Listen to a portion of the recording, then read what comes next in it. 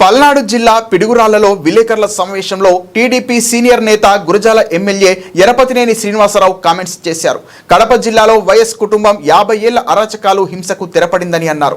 50 ఏళ్లుగా ప్రజాస్వామ్యానికి పాతరేసి ఎవరిని ఓటేయనీయకుండా రిగ్గింగ్ చేసి గెలిచారని అన్నారు. తమది గొప్ప కుటుంబమని చెప్పుకునే వైఎస్ కుటుంబం పులివెందులలో డిపాజిట్ కూడా తెచ్చుకోలేకపోయిందని ఎద్దేవా చేశారు. పులివెందుల ఒంటిమిట్టలో టీడీపీని భారీ మెజార్టీతో ప్రజలు గెలిపించారని అన్నారు.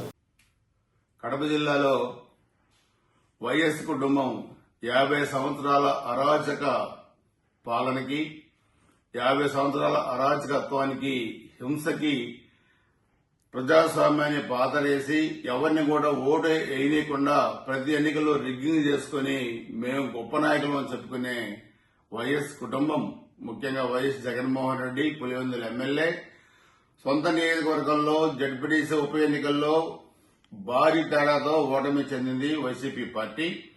అదేవిధంగా ఒంటిమిట్టలో కూడా భారీ మెజార్టీని గెలవబోతా ఉంది తెలుగుదేశం పార్టీ.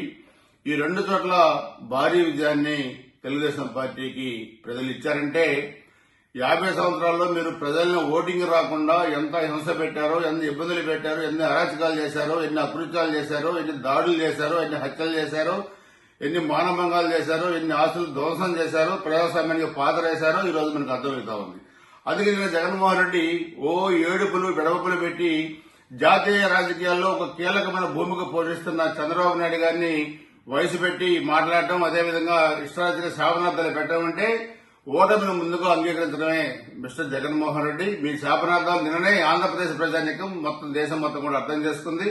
ఒకసారి గుర్తుపెట్టుకో, ఎప్పుడు కూడా ప్రకృతి చాలా గొప్పది. ప్రకృతి నీకు 2024 ఎన్నికల్లోనే గుణపాఠం చెప్పింది. 151 నుంచి 11 స్థానానికి నేను దిగదార్చింది. ఈ ఉప ఎన్నికలు, జడ్పీటీసీ ఉప ఎన్నికలు ప్రజాస్వామ్యానికి ఈ రోజు నిలువుట అర్థం. ఈ రోజు ప్రజలు అర్థం చేసుకున్నారు.